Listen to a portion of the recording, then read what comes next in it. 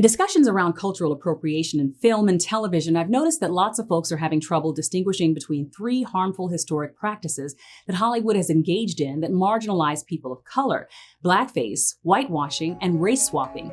They're all problematic, but they are not the same. So how do you tell the difference? I'm Dara Star Tucker, and this is The Breakdown. So we all know what blackface is, right? It's when an actor puts on black or brown makeup to impersonate a black person, usually in a comedic or satirical way, or as a part of a musical number. It's a long-standing tradition in Hollywood, dating all the way back to silent films. Before that, it was a common practice in vaudeville, and before that, it was a staple of minstrel shows. With blackface, the point is not to convince the audience that the person in blackface is actually black. We're supposed to be aware, as a part of the performance or plot line, that the person is playing dress-up. They may even put on the makeup or take it off in front of the camera.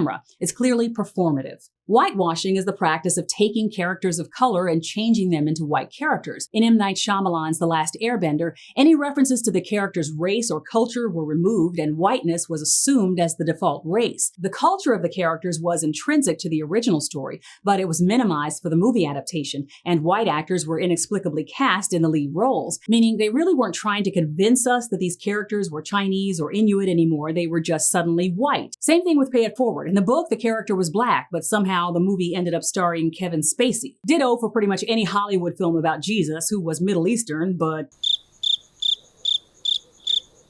race swapping can happen in a couple of ways. The first kind of race swapping, which many people use interchangeably with whitewashing, is when a person of one race attempts to authentically depict a person of another race. Think Angelina Jolie in A Mighty Heart, Emma Stone in Aloha, or most horribly, Mickey Rooney in Breakfast at Tiffany's. It's a sincere portrayal, either comedic or dramatic, that casts a person as a race other than their own. We're supposed to believe that Rooney Mara's character, Tiger Lily in Pan, is Native American, and that Mickey Rooney is actually this horrible stereotype of a Japanese man. Sometimes this involves darkening the actor's skin or changing their features, but not always. Now, the second type of race swapping is becoming much more common these days. It's basically colorblind casting, either ignoring the stated race of the character altogether or making the decision to change the character's race for the sake of diversity. For the first time in movie history, we're starting to see more white characters be swapped out for black and brown ones. Velma being recast as an Indian girl, or Ariel going from a white redhead to a black redhead.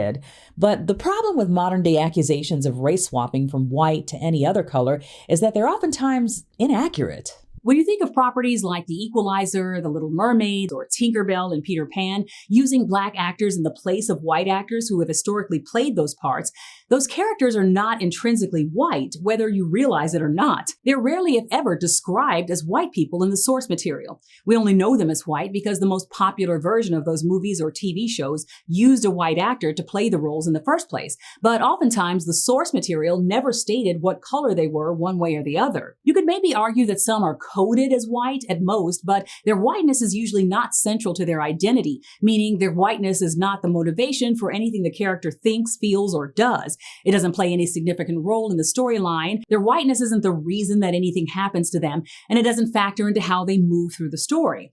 The fact that they may or may not be white is irrelevant. It's just been the default because that's how Hollywood has worked all these years. Let's say Dorothy from The Wizard of Oz. Very little is said about her appearance by L. Frank Baum, the author who wrote The Wizard of Oz. She's a little girl from Kansas who wears a gingham dress. That's it. That's all he really says about her appearance. Nowhere does he say that she's white. Various illustrations have been made of that character that interpreted her appearance in slightly different ways, and there was actually a film that was made before the version that we all know and love with a completely different concept of what the Dorothy character looked like. She was still white, of course, because Hollywood, but making the character of Dorothy a person of color, which is likely to happen with the upcoming remake, is not technically race swapping because the fictional character of Dorothy Gale is not necessarily white. That's left to our interpretation. Same with Ariel in Little Mermaid. Set the story in the Caribbean as the recent film did, and it makes perfect sense that a fictional character like a mermaid might have darker skin. Now, in recent years, race swapping has become much more common in the world of comic books and graphic novels brought to film, and white redheads seem to be a particular casualty of this phenomenon. The basic problem Hollywood is running into is that audiences seem to have an insatiable appetite for these films right now. If they fail to incorporate actors of color into significant roles in these films, they'd be putting out some pretty vanilla productions and would likely fall under as much criticism for that kind of exclusion as they do for race swapping. But the larger issue is Hollywood is looking looking for bankable properties. Their lack of imagination means that it's a lot easier to revive an old property than to take a chance on a new one. If you want to criticize Hollywood's penchant for rehashing dependable stories in favor of taking chances on new ones, that's a fair criticism, but it really has nothing to do with whether or not a Black person should be playing the role.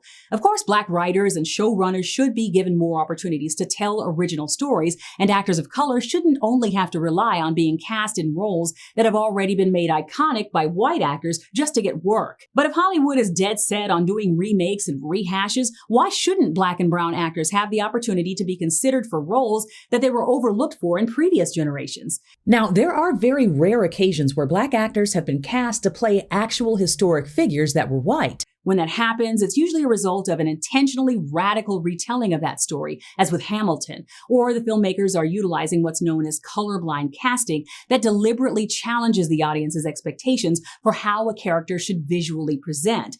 This happened most recently with the UK's Channel 5 series Anne Boleyn. This is a rare occurrence and is often seen as an attempt to provide a correction for the historic lack of opportunities for actors of color. People who complain about the rare cases where white historical figures are played by Black actors are usually the same ones claiming that they don't see color when racism is brought up. Just keep that same energy. As long as Black and brown creatives are still getting the chance to tell original stories, recasting a character that people of color have never had the chance to play shouldn't automatically be seen as problematic. We need to be able to tell our own stories too is a very different criticism from, why can't they make their own movies and leave ours alone? Just like criticizing Hollywood for relying too heavily on the bankability of old IP is quite different from criticizing them for allowing Black people to benefit from it. The difference in these two arguments is nuanced, but very revealing. Join me on October 15th at Blues Alley in DC. I'll be sharing my music and my thoughts with you. Visit the link in my bio or in the description of this video for tickets.